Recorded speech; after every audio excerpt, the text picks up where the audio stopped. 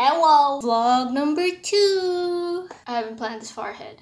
You already know what this is about, like you've read the title. You may be thinking of me as like a pretentious hipster for liking film photography. I feel like the word hipster has just lost all its meaning. Like it doesn't have a place in the modern world anymore.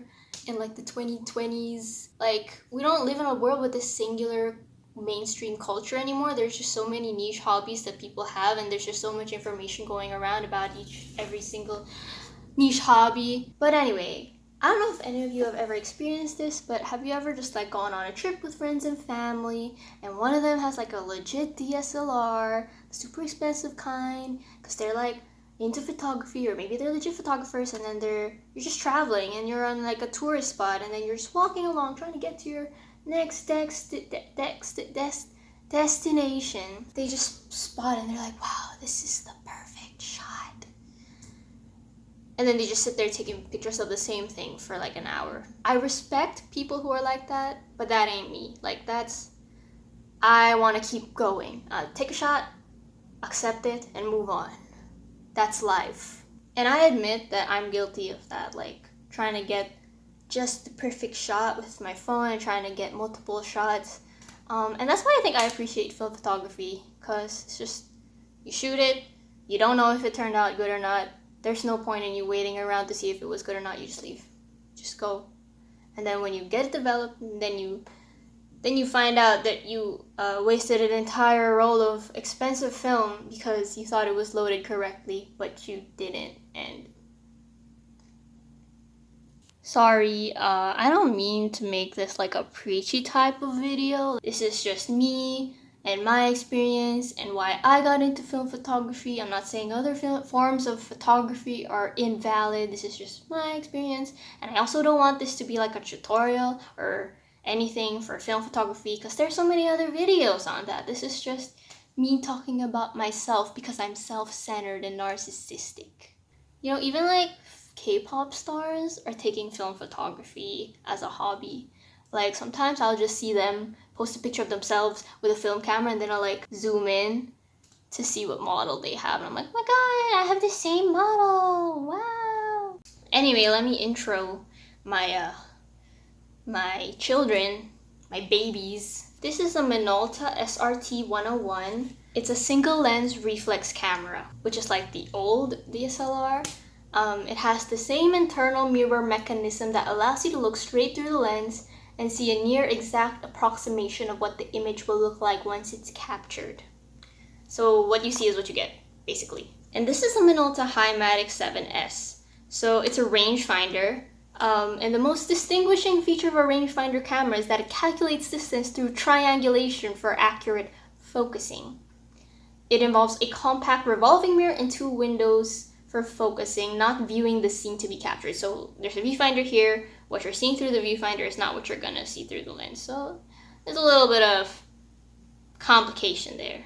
There are 2 other main types of film cameras, and that's a twin lens reflex camera, a TLR, and a point and shoot. Point and shoot, you point, you shoot.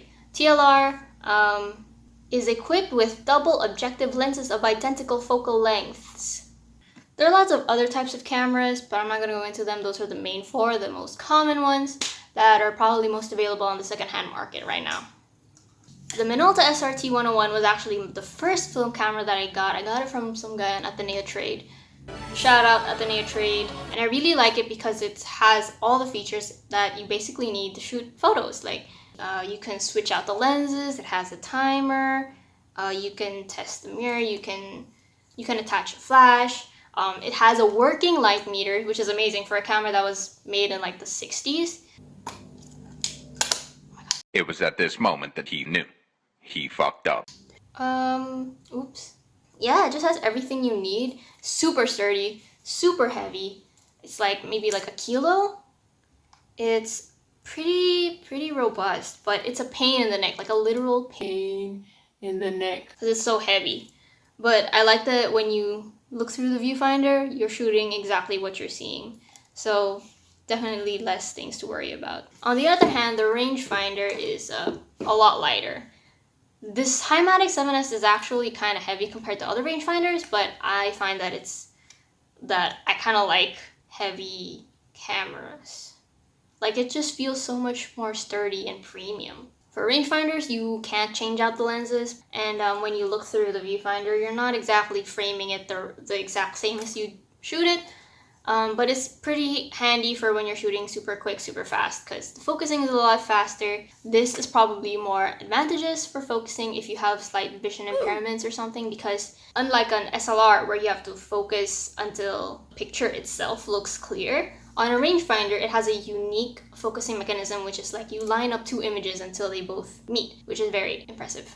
I spent a lot of time researching camera models. Actually, it took me a really long time to find the right models and to buy them, because it's like, it's not just a matter of looking for a model, deciding this model's right, and then like, pressing a add to cart button. They don't make these anymore. They don't, like, the companies that made these cameras don't exist anymore.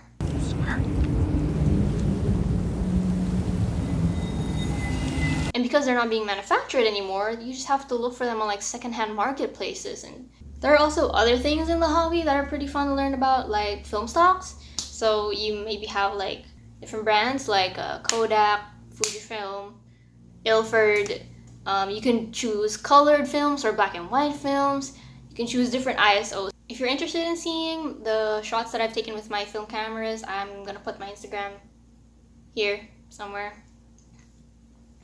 And I think personally that I tend to really shoot very calm, serene, maybe a bit lonely, maybe a bit melancholy shots.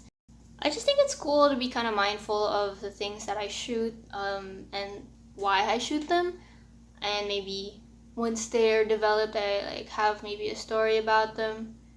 I am kind of sad that due to the virus, like I couldn't go out and really shoot a lot. I did a couple of shots for like family vacations, but not a lot were very satisfactory. If you're interested in film photography, let me know if you want me to talk about it some more. Maybe do like a how I shoot film photography, or like a forest photography walk, maybe around like the village. I don't know. And leave a comment if you want me to do anything else. I don't know what else to do, honestly. I'm running out of stuff to talk about and to do.